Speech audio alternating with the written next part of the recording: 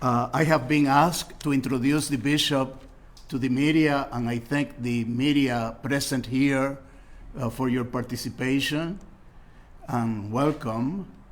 Bishop-elect Paul Meyer, Eric Paul Meyer, is one of the most capable priests of the Diocese of Little Rock, Arkansas, and he will be sorely missed, as the bishop has told me. He comes from a very devout Catholic family with a strong commitment to Catholic education. His father is a permanent deacon. His mother is the secretary of their local parish and parish school in Paris, not Europe, but Arkansas. And his brothers and sisters are very involved in the life of the church. As a matter of fact, one of his brothers will be ordained a deacon just in pretty soon. He once said, Bishop-elect once said, that Catholicism is the family business. He is as solid as they come, with deep German Catholic roots, an unflappable personality, and a good sense of humor.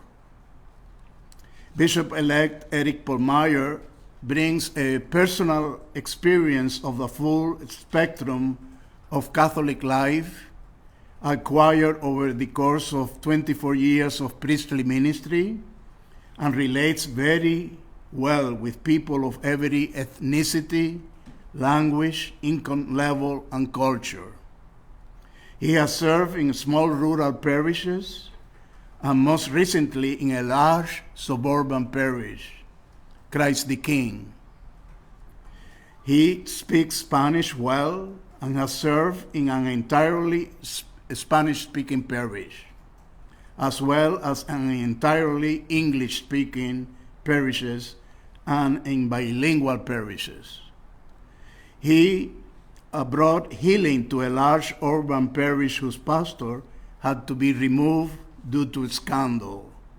A very painful experience, I am sure, for him. He is utterly orthodox and is very articulated defender of the teachings of the church. He is a strong advocate for all pro-life and pro-social justice issues. And in his work as director of faith formation, he could supervise Eddie McGiver quite well.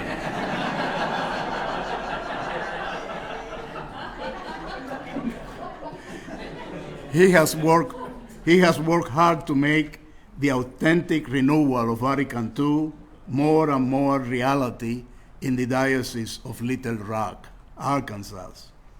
As director of faith formation, he has devoted many hours to overseeing the formation in English and Spanish of 47 permanent deacons, to be ordained next month, one in whom is his own brother, Jason is his name.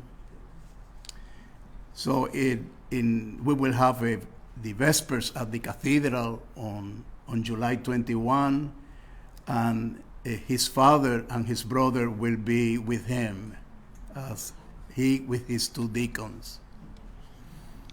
Bishop-elect Eric Paul Meyer is a born leader, a man of vision who takes the initiative, a very hard worker, and a man deeply devoted to the Lord.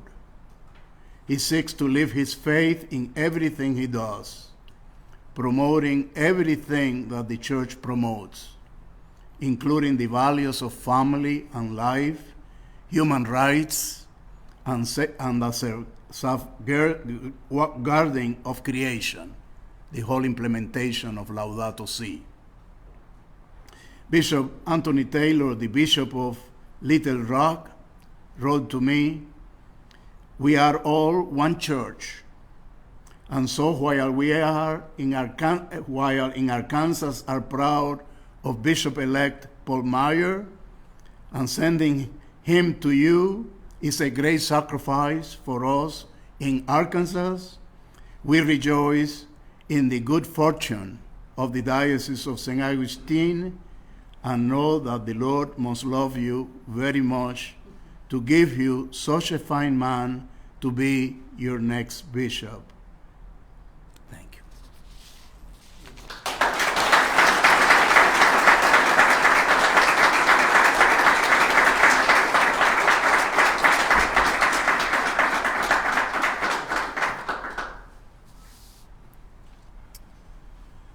Seek first the kingdom of God. Now, these are words that I know by heart, but sometimes it takes me a little while to actually think of them. And that was the case on May 15th, as I finished 3 masses in my parish, and I sat down in my car and thought, maybe I'll get some lunch and go see a movie. And then the phone rang. The Apostolic Nuncio, Archbishop Pierre, and my first reaction was shock and nothing else really. But it seemed he was familiar with that reaction because he kind of waited. He's persistent, patient, but was asking, how do you respond? And so once I said yes, and I hung up the phone and started breathing again, then I could bring into focus a little bit this idea of the kingdom of God.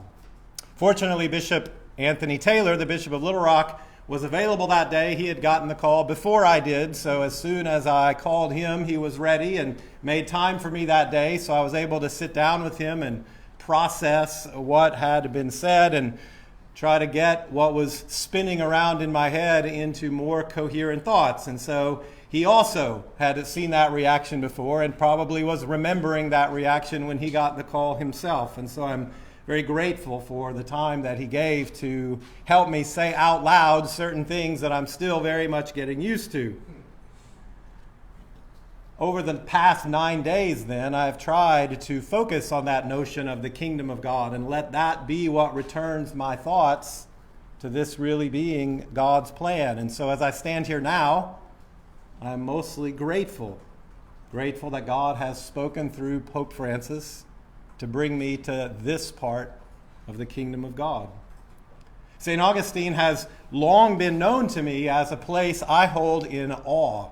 I remember learning, first of all, about that first Mass offered in 1565, and I imagined seeing that crowd gather there, having the words of consecration being spoken, bringing Jesus to claim this land as his own.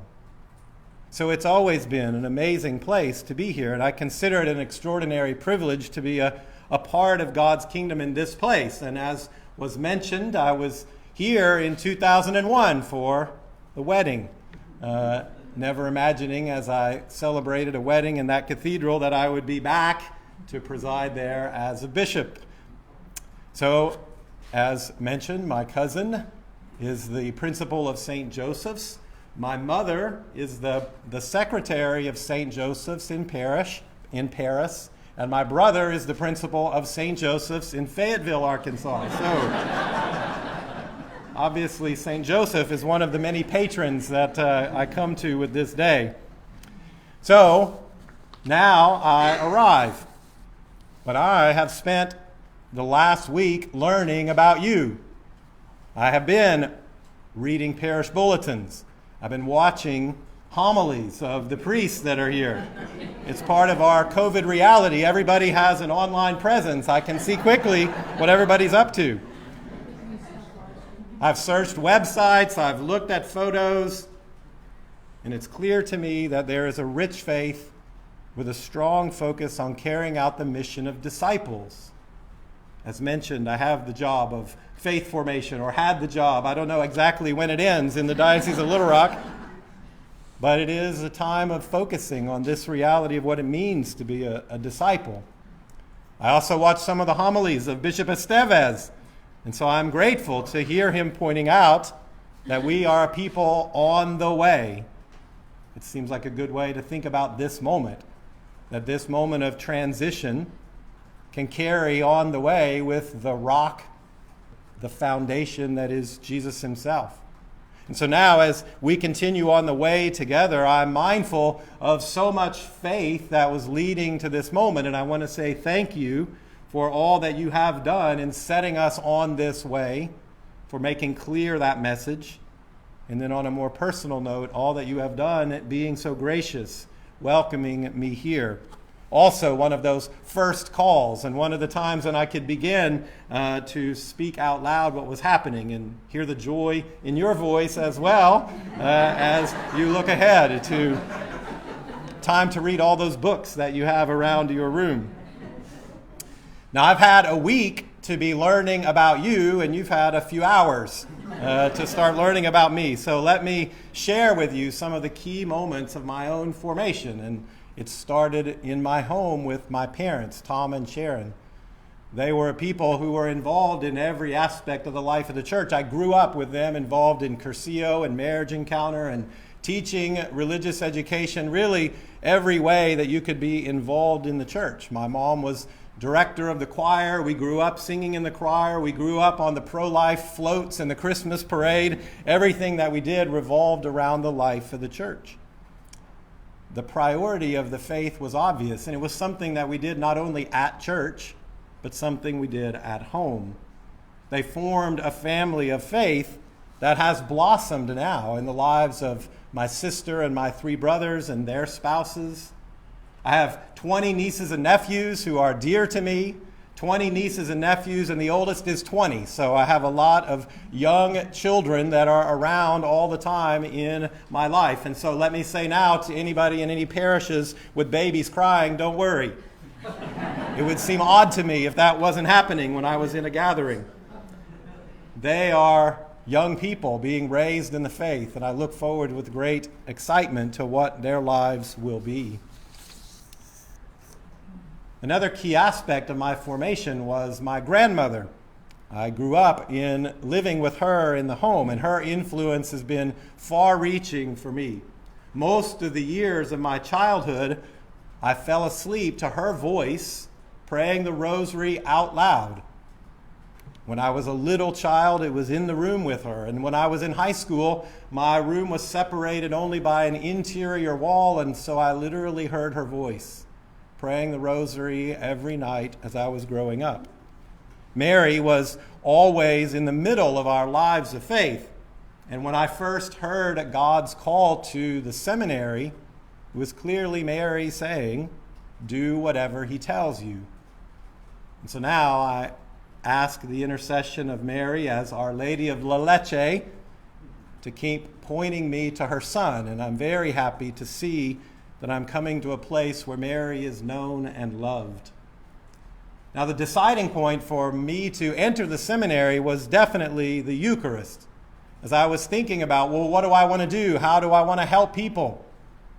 It became obvious to me, through that voice of Mary, I'm sure, that the best possible way to help people is to provide the Eucharist for them. And so it became obvious that the path to priesthood was the path that God was setting me on. I'm very aware of the providential timing of becoming a bishop as the Eucharistic revival of this country is just getting underway. Since that first Mass in 1565, the Eucharist has nourished generations of faith, and it remains our privileged place of encounter with Jesus. My years in the seminary, both at St. Meinrad to complete my philosophy and at the North American College in Rome, my years in the seminary were shaped by brothers and by mentors clearly striving for holiness. We had many conversations about faith, about priesthood, a lot of prayer together. I learned from their intelligence and their zeal, and I still treasure the friendships from those years.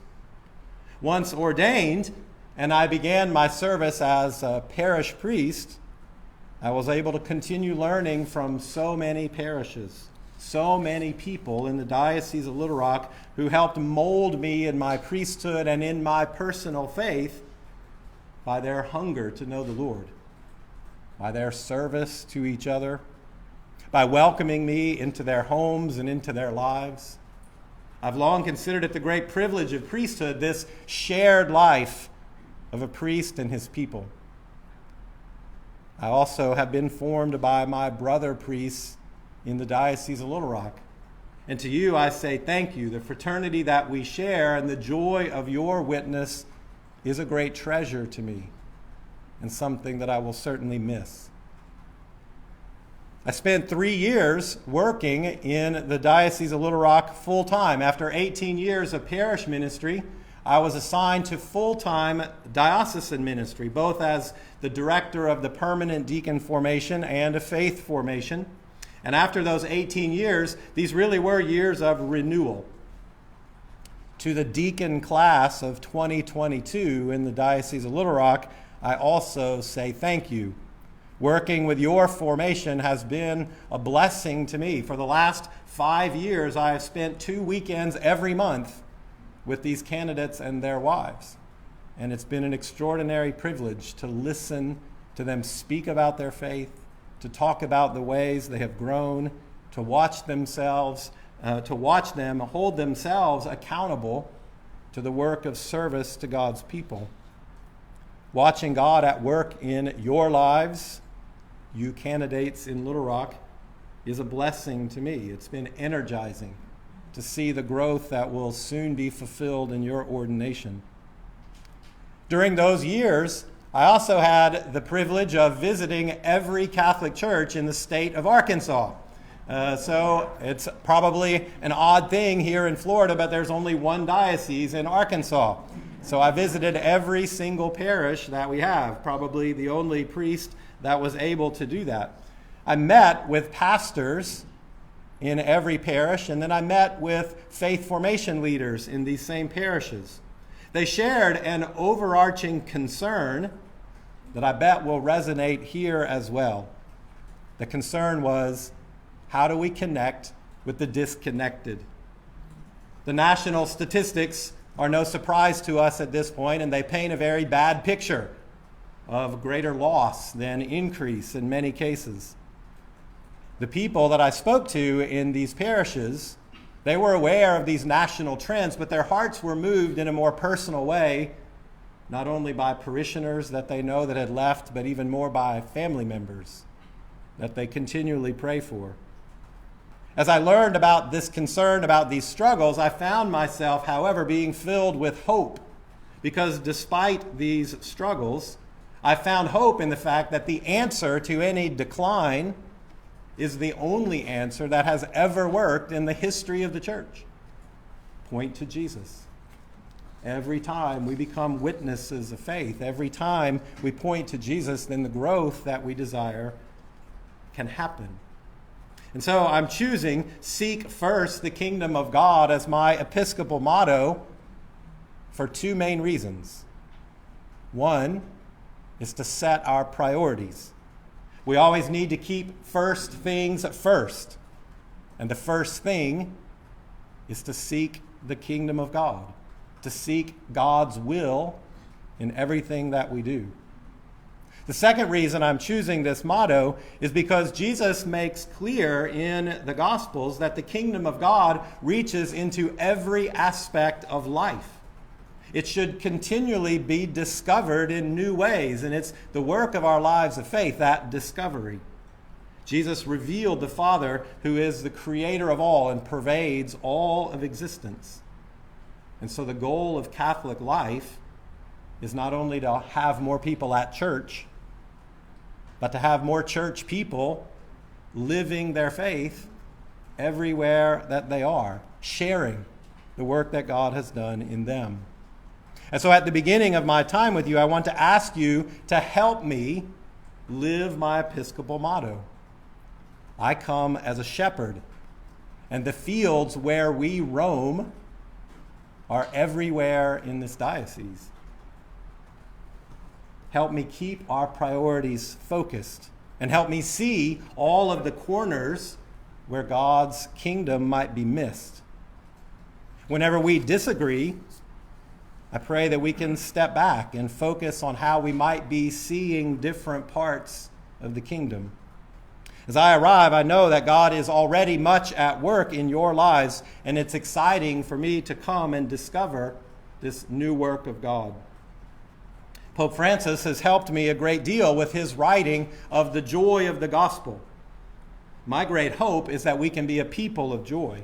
The Holy Father says that those who accept Jesus' offer of salvation are set free from sin, sorrow, inner emptiness, and loneliness.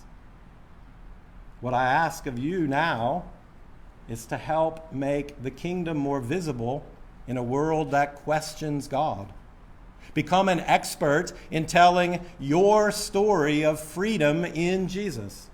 Because anyone who has left the practice of the faith must still navigate a difficult world. And when our witness points directly to Jesus, souls will respond to his invitation. People will return as they must navigate the difficulties of this life. I look forward to meeting the faithful of this diocese. It's beautiful to see the diversity of experiences and backgrounds. I'm sorry that I don't speak all the languages represented here, but I do want to make one comment to our Spanish-speaking brothers and sisters. Aunque no hablo como Obispo Esteves, llego con una experiencia rica de las culturas de Latinoamérica. Después de trabajar con las misiones en Honduras, fui a México para estudiar el español. Comencé el trabajo en mi diócesis sin mucha habilidad con el idioma, pero con la paciencia de la gente y años de práctica, ahora puedo hacer unas cosas en español. He celebrado la fe en lugares famosos como en Tepeyac con la Virgen de Guadalupe, en Esquipulas con el Cristo Negro, en el convento de San Martín de Porres, y ahora espero reunirme con ustedes para expresar nuestra fe viva y ayudar a las próximas generaciones a mantener sus tradiciones de la fe. The date of my ordination will be July 22nd at St. Joseph's across the street. As we work on details, more will be coming, but I'm happy to announce that, and I'm very much aware that this is the feast day of St. Mary Magdalene, a providential day certainly. She was chosen by Jesus as the apostle to the apostles.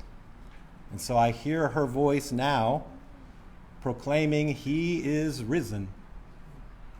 And so I want to conclude my remarks today with words from the prayer at Mass for her feast day. By her prayers and example, may we proclaim Christ as our living Lord and one day see him in glory.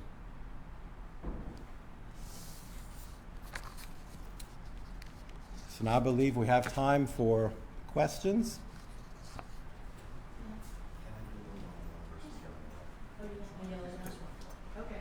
Kathleen, will you help us on this in this phase? Yes, so I was just talking to Dan. We have some media people that are joining us by Facebook Live, but no questions. So we've got Lila and Dan, and they said they would prefer to do it one-on-one if that's okay. That's fine. All right. Does anybody here have any questions? We're all quiet today? Okay, we won't put you on the Many spot. one-on-one questions. There you go. There you go.